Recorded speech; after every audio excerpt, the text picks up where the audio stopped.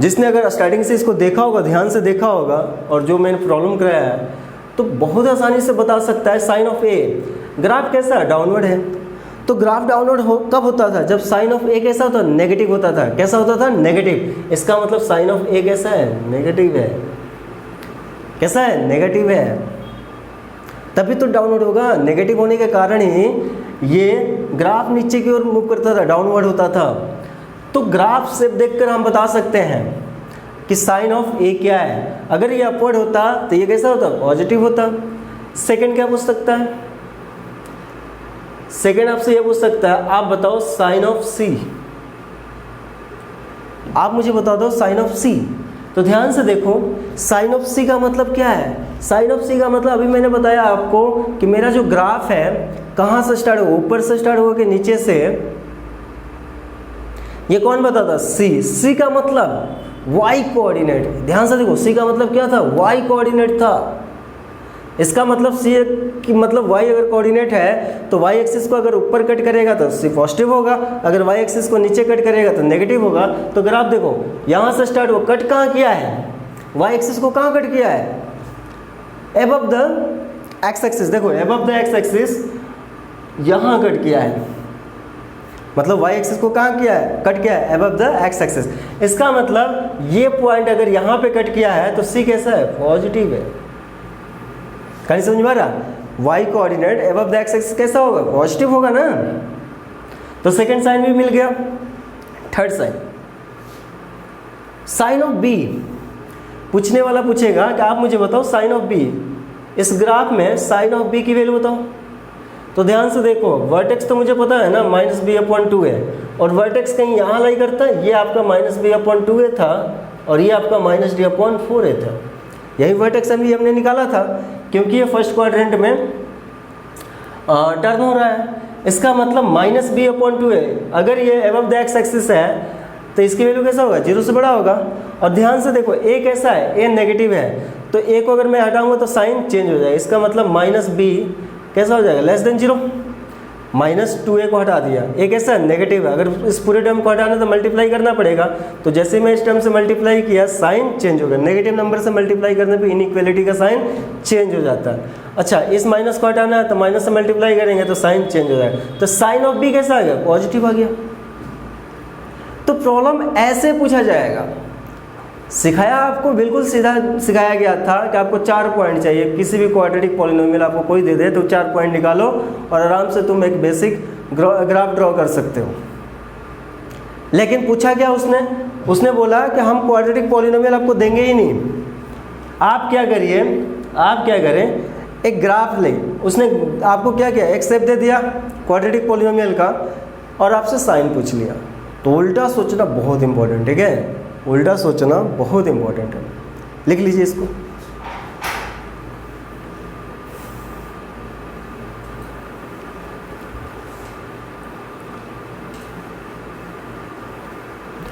आओ एक और एग्जांपल देखते हैं इसका।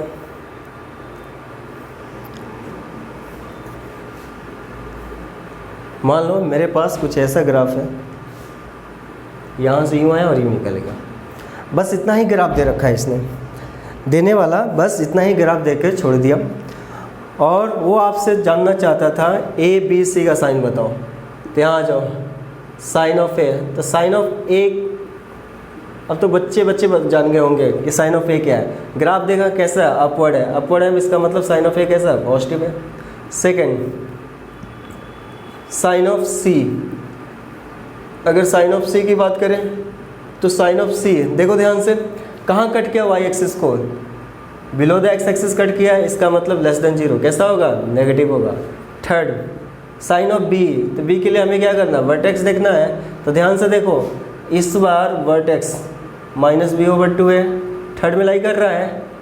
इसका मतलब इसका एक्स कोऑर्डिनेट कहाँ है? थर्ड में। तो थर्ड में एक्स कैसा होता है? नेगेटिव होता है। इसका मतलब <0। और ये कैसा? पॉजिटिव है। तो इसको हटा दो, तो इससे साइन चेंज नहीं होगा, क्योंकि ये पूरा का पूरा टर्म्स कैसा है? पॉजिटिव है। इसका मतलब -b हटाना है, तो माइनस हटाना, तो माइनस से मल्टीप्लाई कर दो तो साइन चेंज होगा। तो b का साइन कैसा होगा? नेगेटिव होगा। तो वेरी सिंपल। अब आपसे चाहे जो मर्जी पूछे आप बता सकते हो, उल्टा पूछे सीधा पूछे, आप आराम से इसका साइन बता सकते, ग्राफ ड्रॉ कर सकते, ठीक है? एक घर से कर लेना प्रॉब्लम, ये घर से इसका सबका साइन बताना, ठीक है। अच्छा यहाँ आ जाओ, ये लिख लिया होगा।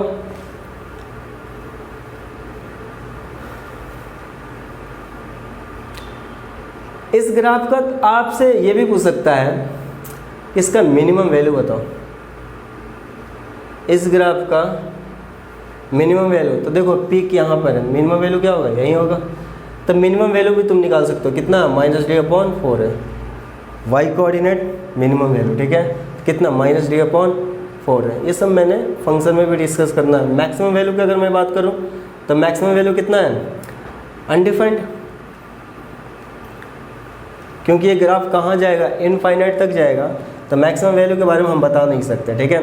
तो लेकिन मिनिमम वैल्यू बता सकते हैं, -d/4 है, और मैक्सिमम वैल्यू अनडिफाइंड, ठीक है। लिख लीजिए इसको। तो यहाँ से ऐसे हो सकता है, मतलब कोई क्वाड्रेटिक इक्वेशन का आपसे रेंज भी ग्राफ के थ्रू आप निकाल सकते हैं, ग्राफ के थ्रू आप उसका रेंज बता सकते हैं, कहाँ से कहाँ तक लाई करेगा, ठीक है।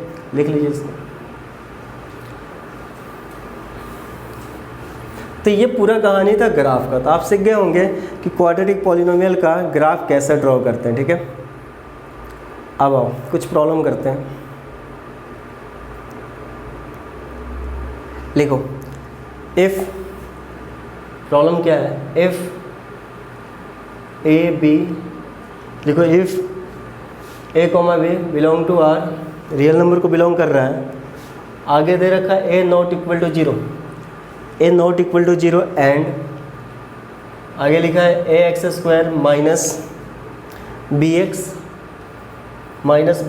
Plus 1 equal to 0, ax² minus bx plus 1 equal to 0।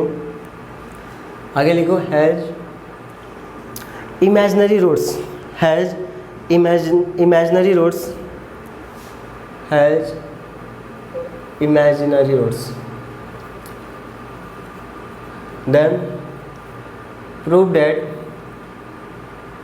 that a plus b plus 1 equal to 0, a plus b plus 1 equal to 0।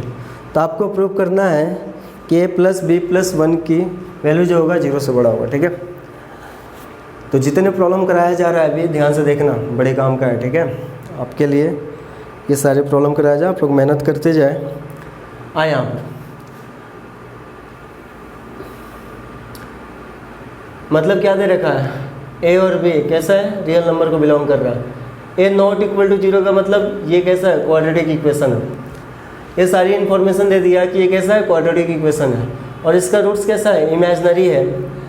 Problem वाला ही दे रखा है कि रूट्स कैसा है, इमेजिनरी है। अगर रूट्स इमेजिनरी है तो आपको प्रूव करना है कि a प्लस b प्लस 1 की वैल्यू जो होगा 0 से बड़ा होगा। तो अगर मुझे ये प्रूव करना है तो ध्यान से देखो इसको पकड़ो, उसने क्या दे रखा है, इमेजिनरी रूट्स। तो इमेजिनरी रूट्स सुनते ही अपने को समझ में आ गया दो पॉसिबिलिटी, या तो आपका ये होगा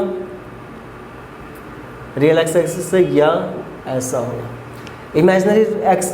इमेजिनरी रूट का मतलब ये होता है कि आपका जो ग्राफ है या तो रियल एक्स एक्सिस से नीचे या ऊपर, दो पॉसिबिलिटी है।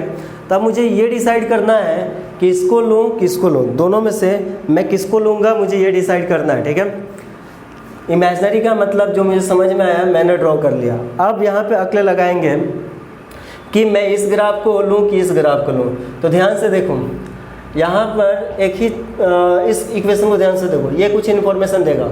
अगर इस इक्वेशन को ध्यान से देखोगे तो ये इन्फॉर्मेशन ये दे रहा है कि ये अगर मुझे ये पता करना है कि इसमें से इसको लूँ कि इसको लूँ, तो इन दोनों में से किसको लेना है, इसके लिए हम क्या करते हैं, ग्राफ कहाँ से स्टार्ट होगा ये अगर मुझे पता चल जाए तो आसानी से बता सकते हैं। तो कौन बताता, सी की वैल्यू, एक्स की वैल्यू 0 अगर यहाँ पे पुट करो तो एक्स की वैल्यू 0 पुट करते सी कितना आ गया 1, ये क्या है सी 1 आते हैं, इसका मतलब ये 0 से बड़ा है, इसका मतलब ये ऊपर से स्टार्ट हुआ होगा, तो ये कैंसिल हो गया। तो ग्राफ कौन सा पॉसिबल है इसमें, ये समझ में आया।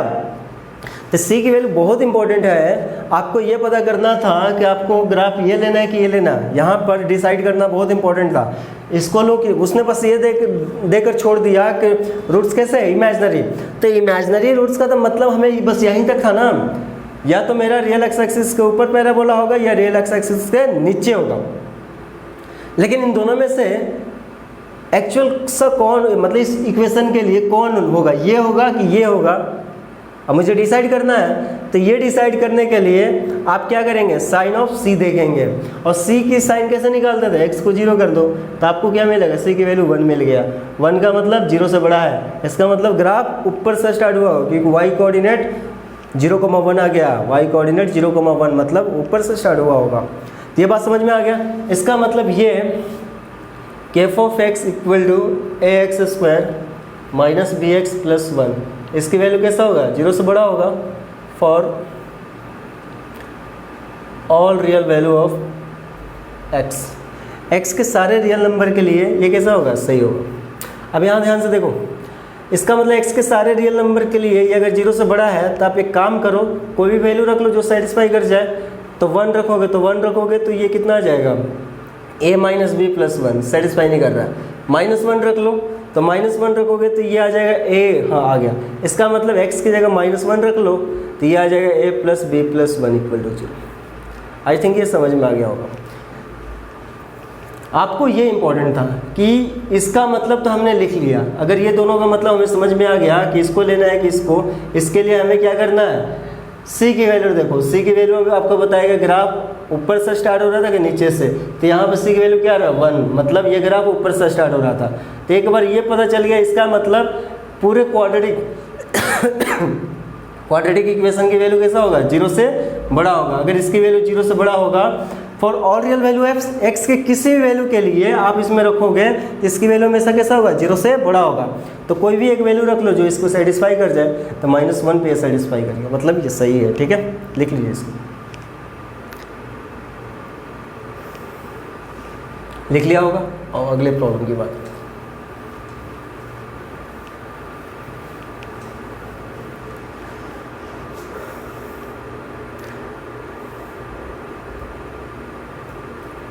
लिखो इफ, अगले प्रॉब्लम में if c greater than 0 and आगे दे रखा है a x square plus 2bx plus 3c equal to 0। आगे लिखा है डज नॉट हैव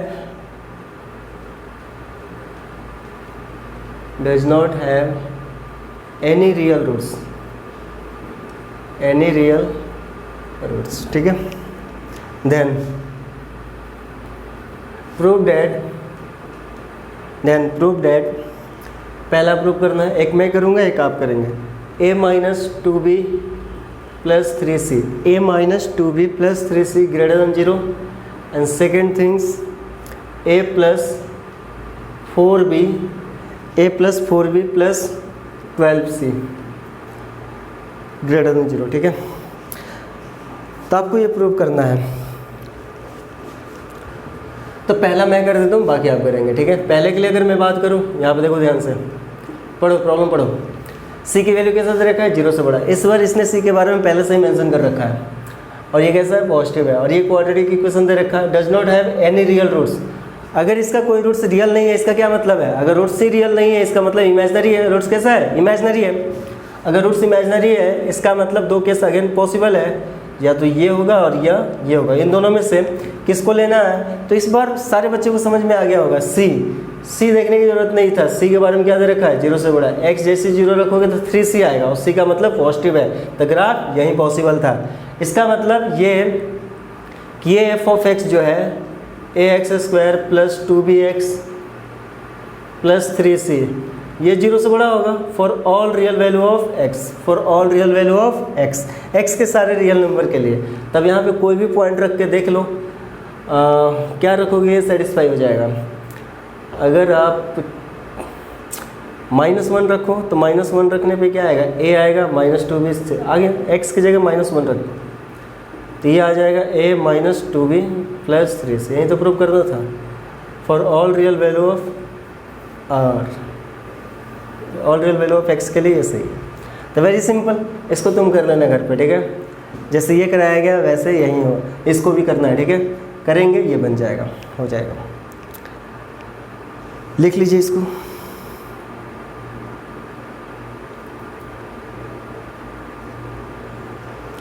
आ जाओ कुछ और प्रॉब्लम करते हैं।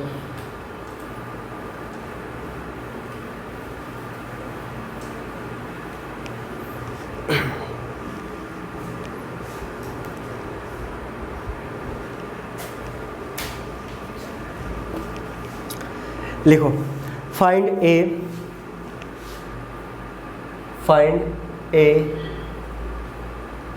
फॉर विच इक्वेशन दे रखा है a-4 into x square a-4 into x square minus 2ax आगे लिखा है plus 2a minus 6 less than 0 is true और false for all real value of x, ये IIT में आया हुआ प्रॉब्लम है। ध्यान से देखो, पढ़ो एक बार ध्यान से। आपको a की वैल्यू निकालना है और कोई इक्वेशन दे रखा है। देखो मैंने क्वाड्रेटिक पॉलिनोमियल नहीं बोला, कोई पॉलिनोमियल दे रखा है और ये कैसा है, लेस देन 0। अगर ये लेस देन 0 है तो ये बोल रहा है कि ये सही है या गलत है। For all value of x के सारे रियल नंबर के लिए या x के किसी वैल्यू के लिए क्या ये सही है। अगर सही है तो आपको a की वैल्यू बताना है, अगर सही है तो आपको a की वैल्यू बताना है, ठीक है। तो ध्यान से देखो इस प्रॉब्लम को, अगर ध्यान से तुम देखोगे तो एक बात तुम्हें समझ में आएगा। कभी भी IIT का प्रॉब्लम हो, JEE के प्रॉब्लम है तो कंप्लीट इन्फॉर्मेशन देता है।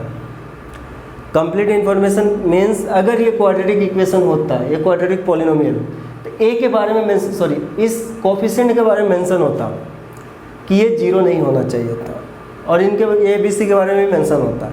लेकिन इस प्रॉब्लम में एक्स स्क्वायर के कोफिशिएंट के बारे में कुछ भी मेंशन नहीं किया गया, तो इसको हम क्वाड्रेटिक इक्वेशन या क्वाड्रेटिक पॉलिनोमियल अभी एक्सेप्ट नहीं कर सकते। तो हमें क्या करना पड़ेगा, केस बनाना पड़ेगा। हमें पहले चेक करना पड़ेगा ये क्वाड्रेटिक है कि नहीं, क्या ये लीनियर के लिए सेटिस्फाइज तो नहीं है। कहानी समझ में आ रहा है। इसका मतलब आपका ध्यान बिल्कुल क्लियर कट होना चाहिए कि given quadratic polynomial quadratic equation में जो कोफिशिएंट ABC लिखते हैं ना, उसके बारे में मेंशन किया है कि नहीं, a नॉट इक्वल टू 0 दिया है कि नहीं। जब a नॉट इक्वल टू 0 अगर दिया होता तो मैं क्वाड्रेटिक समझ लेता हूँ, लेकिन यहाँ पे मेंशन नहीं कर रहा था। हमें क्या करना पड़ेगा, केस बनाना पड़ेगा, ठीक है। तो आ जाओ केस 1 की बात करें तो यहाँ पर इफ़ a-4 एक बार इक्वल टू 0 करके देख लेते हैं। तो इसको जैसे 0 करोगे ये पूरा टर्म 0 हो गया, मतलब ये लीनियर हो जाएगा। इसका मतलब यहाँ से एक वैल्यू कितना आ गया, 4। तो 4 रखोगे तो यहाँ भी ये कितना आ जाएगा, 0 माइनस ये कितना हो गया 8x प्लस यहाँ पे 4 रखो तो 8 माइनस 6 का मतलब 2, और ये कैसा लेस देन 0। इसका मतलब x की वैल्यू आपके पास आ गया -8x लेस देन -2। -8 से डिवाइड करो तो x की वैल्यू जो हो जाएगा 1/4 आ जाएगा। कैसा आ जाएगा, x की वैल्यू ग्रेटर देन 1/4। जबकि इसने क्या बोला था, ये जो कंडीशन है x के सारे रियल नंबर के लिए सही होना चाहिए, लेकिन ये क्या बोल रहा है, ये तो सिर्फ 1/4 x की वैल्यू 1/4 से जो बड़ा होगा उसके लिए ही सेटिस्फाई कर रहा है। जबकि प्रॉब्लम का जो कंडीशन है वो क्या बोल रहा है कि जो गिवन कंडीशन है x के सारे रियल नंबर के लिए सेटिस्फाई। जब मैंने लीनियर लिया a की वैल्यू 4 आया, मीन्स इसको मैंने 0 लिया तो x की वैल्यू क्या आ रहा है, 1/4 से बड़ा, 1/4 से बड़ा। इसका मतलब x के सारे रियल नंबर के लिए सेटिस्फाई नहीं कर रहा है। इसका मतलब ये तो पॉसिबल ही नहीं है। अगर ये पॉसिबल नहीं है इसका मतलब ये लीनियर नहीं है। इसका मतलब हमारा एजम्पशन जो था गलत था। तो सेकंड केस क्या है, अब सेकंड केस के बारे में अपने को समझ में आ गया कि हमारा ये जो इक्वेशन है ये कैसा है, क्वाड्रेटिक है। a-4 नॉट इक्वल टू 0, इसका मतलब a कैसा होना चाहिए, नॉट इक्वल टू 4। अच्छा, अगर ये क्वाड्रेटिक इक्वेशन है, अगर ये क्वाड्रेटिक इक्वेशन है तो मैंने बताया अभी कि अगर किसी भी क्वाड्रेटिक इक्वेशन की वैल्यू लेस देन 0 हो तो 2 केस पॉसिबल है, और वो केस क्या होता है, a लेस देन 0 और d less than 0। a negative और d नेगेटिव तभी पॉसिबल है। a नेगेटिव और d नेगेटिव के मतलब ही है कि रियल एक्स एक्सिस से नीचे आपका पैराबोला बना था। इसका मतलब इस केस के लिए ये दोनों कंडीशन रिस्पॉन्सिबल है, ठीक है। तब यहाँ से सॉल्व कर लो। a की वैल्यू की बात करें तो a कितना है, a-4 लेस देन 0 हो गया, और d का मतलब b² माइनस 4ac। इसका मतलब -2a का होल स्क्वायर माइनस 4 ए का मतलब a माइनस 4 एंड सी का मतलब 2a माइनस 6 लेस देन 0। इसी को सॉल्व करना है, तो पहले वाले को सॉल्व करोगे तो ये कितना है, लेस देन 4। इसको सॉल्व कर लो तो ये आ गया 4a², और इसको आप अगर सॉल्व करेंगे तो ये -4, ये आ जाएगा 2a² minus 6a minus 8a plus 24 और लेस देन 0। इसका मतलब 4 यहाँ से कॉमन कर सकते हैं। आ जाइए यहाँ पे देखिए, अगर इसको मैं सॉल्व करूँ अगेन, a लेस देन 0, ये तो चलते जाएगा, और यहाँ से 4 कॉमन करके उधर शिफ्ट कर दो, खत्म हो जाएगा। इसका मतलब यहाँ पे जो आपके पास आएगा a² और ब्रैकेट के अंदर कितना 2a², तो a² माइनस 2a², इसका मतलब ये बन गया -a², एंड कितना हो गया 6a माइनस 8a, ये माइनस 14a, और माइनस माइनस प्लस, इसका मतलब ये plus 14a 14a minus 24 less than 0। अब इसी को सॉल्व कर लेते हैं, तो इसको सॉल्व करें तो a लेस देन 4, और यहाँ से माइनस कॉमन कर लो, a² माइनस 14a प्लस 24, और माइनस से मल्टीप्लाई करो तो साइन चेंज हो जाएगा, a लेस देन 4, और इसको सॉल्व कर लो 24, तो ये कितना हो जाएगा 24 का मतलब हो गया 12। इसका मतलब यहाँ लिख सकते हैं a² माइनस 2a माइनस 12 है प्लस 24 ग्रेटर देन 0। इसका मतलब a less than 4, a common कर लो, यहाँ से a कॉमन करोगे तो यहाँ से मिल जाएगा a माइनस 2, और यहाँ से माइनस 12 कॉमन कर लो तो a माइनस 2 मिल जाएगा ग्रेटर देन 0। और फाइनली आपके पास आ गया a लेस देन 4, और यहाँ से a माइनस 2,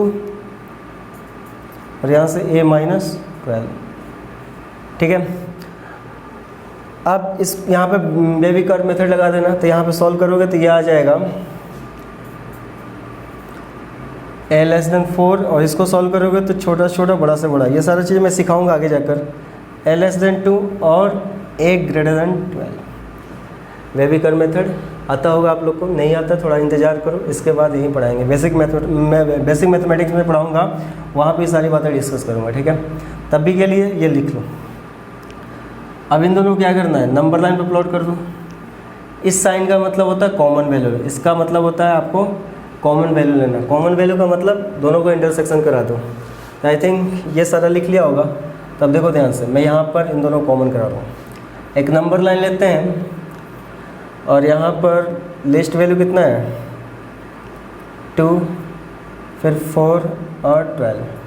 a की वैल्यू 4 से छोटा है, और a की वैल्यू 2 से भी छोटा है, और 12 से बड़ा है। तो कॉमन क्या है, कॉमन की बात करें तो ये कितना है माइनस इनफाइनाइट से +2। 4 नहीं होना चाहिए, 4 इसके अंदर है भी नहीं, तो आंसर क्या था माइनस इनफाइनाइट से 2। लिख लो, इसको कर लो।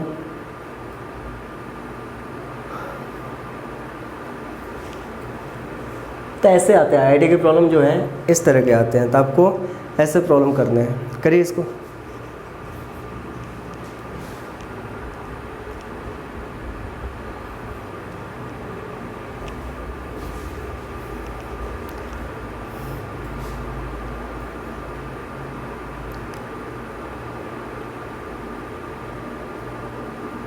एक प्रॉब्लम घर के लिए लिख लो, मैं इसको हटाता हूँ।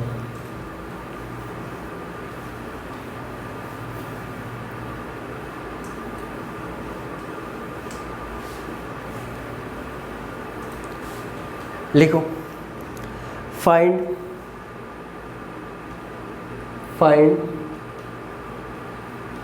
List interval,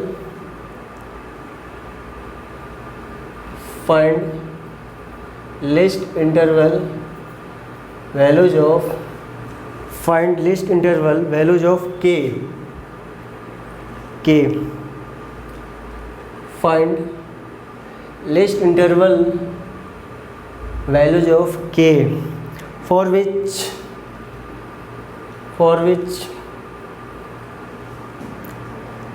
k minus 2 into x square plus 8x plus के प्लस 4 ग्रेटर देन 0, ठीक है। Is true for all real value of x, question mark. तो आपको प्रीवियस प्रॉब्लम जैसे कराया गया वैसे आपको करना है, ठीक है। तो आज का लेक्चर यहीं पे ख़त्म करते हैं, और अगर आपको मेरी वीडियो पसंद आ रहा है तो आप दोस्तों के साथ शेयर करो, सब्सक्राइब करो, आप मुझे सपोर्ट कर सकते हो, ठीक है, इस तरह से करके। बाकी बाय।